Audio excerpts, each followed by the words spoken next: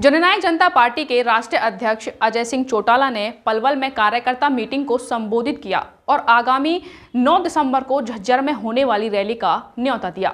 इस मौके पर अजय सिंह चौटाला ने इनेलो जजपा के एक होने का संकेत देते हुए कहा कि यह फैसला बड़े चौटाला को करना है कि कब परिवार और पार्टी एक होंगे और कब चौटाला परिवार का सदस्य हरियाणा का सीएम बनेगा।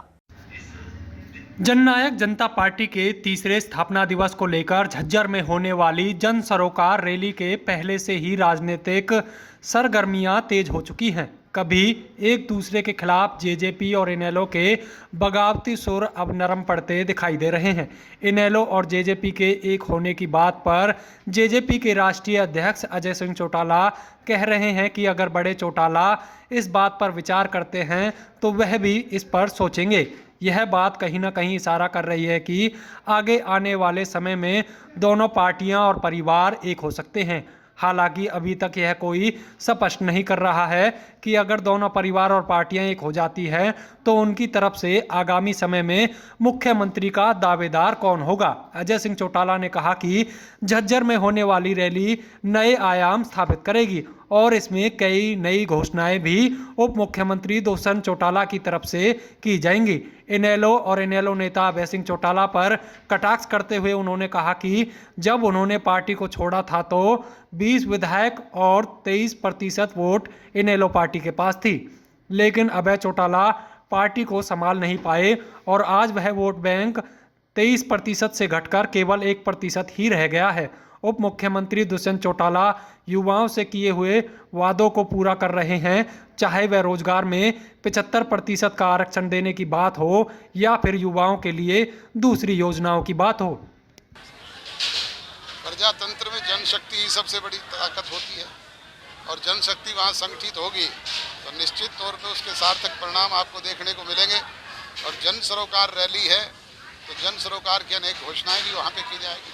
किस तरह की घोषणाएं वो पहले मैं नहीं कह सकता, वो तो आप वहाँ आकर के सुनना। बयान आपका आ रहा है कि बड़े चुनाव आप चाहें तो परिवार एक हो सकता है, पार्टी एक हो सकती है, इस पर जनता कितनी खरी उतरेगी?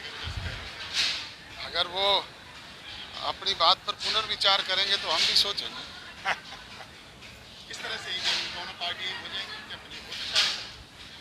वो स्वयं ही कहते हैं कि पार्टी में कोई चीज स्थायी नहीं होती सर। परिवार पार्टी एक होगी तो क्या भी आपके परिवार से हो सकता है आने वाले दिनों में? ये काम बड़ों ने तय करना है। उधर नौजवान दोस्तों, जब पार्टी अलग हुई तो मैंने उसी दिन की रैली में एक बात कही थी पुरानी पार्टी के लोगों से कि भाई ये झंडा भी आपका, ये डंडा भी आपका, ये पार्टी भी आपकी, पार्टी का फंड भी आपका, ये 20 विधायक भी आपके और 23% जो वोट मिले हुए हैं वो भी आपके, परंतु आपने संभाल करके रखने का काम करना। मुझे ये कहते हुए अफसोस होता है कि 10 महीने में उन्होंने उस पार्टी को सर्वसत्यानाश तक पहुंचाने का काम किया जिसके लिए लोग ये कहा करते थे कि अगली सरकार इनेलो की सरकार बनेगी।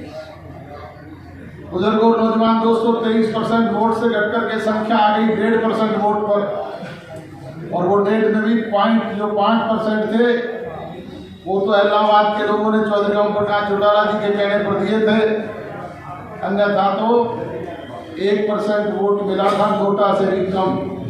ये हालात 10 महीने में उन्होंने बढ़ाने का काम किया। कि मीडिया के साथी थोड़े दिन पहले बाद में पूछा करेंगे कि एक होती थी इनेलो और वो 6 महीने तो एक इनेलो भी नहीं थी, 0 थी, अब फिर दुर्भाग्य से एक हो गई। आपके सामने दूसरी तरफ उस होनहार नौजवान को आपने 0 से 17.5% वोट देने का काम किया। प्रजातंत्र में जनशक्ति ही सबसे बड़ी ताकत होती है और जनशक्ति वहाँ संगठित होगी तो निश्चित तौर पे उसके सार्थक परिणाम आपको देखने को मिलेंगे। और जन सरोकार रैली है तो जन सरोकार की अनेक घोषणाएं भी वहाँ पे की जाएगी। किस तरह की घोषणाएं? वो पहले मैं नहीं कह सकता, वो तो आप वहाँ आकर के सुनना। बयान आपका आ रहा है कि बड़े चुनाव आप चाहें तो परिवार एक हो सकता है, पार्टी एक हो सकती है, इस पर जनता कितनी खरी उतरेगी? अगर वो अपनी बात पर पुनर्विचार करेंगे तो हम भी सोचेंगे। किस तरह से ये दोनों पार्टी हो जाएंगी क्या हो सकता है?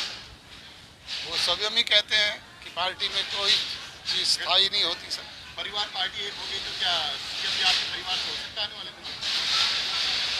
ये काम बड़ों ने तय करना है।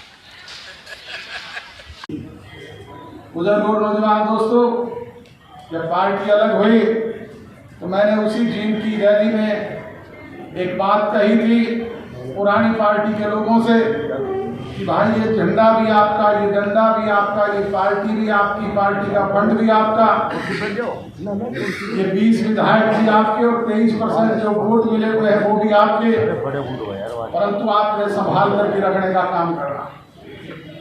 मुझे ये कहते हुए अफसोस होता है कि 10 महीने में उन्होंने उस पार्टी को सर्व सत्यानाश तक पहुंचाने का काम किया, जिसके लिए लोग ये कहा करते थे कि अगली सरकार इनेलो की सरकार बनेगी। बुजुर्गों नौजवान दोस्तों, 23% वोट से घटकर के संख्या आ गई 1.5% वोट पर, और वो डेट में भी जो 5% थे वो तो इलाहाबाद के लोगों ने चौधरी ओम प्रकाश चौटाला जी के कहने पर दिए थे, अन्यथा तो 1% वोट मिला था, नोटा से भी कम। ये हालात 10 महीने में उन्होंने बढ़ाने का काम किया। कि मीडिया के साथी थोड़े दिन पहले बाद में पूछा करेंगे कि एक होती थी इनेलो, और वो 6 महीने तो एक इनेलो भी नहीं थी, 0 थी, अब फिर दुर्भाग्य से एक हो गई। आपके सामने दूसरी तरफ उस होनहार नौजवान को आपने 0 से 17.5% वोट देने का काम किया।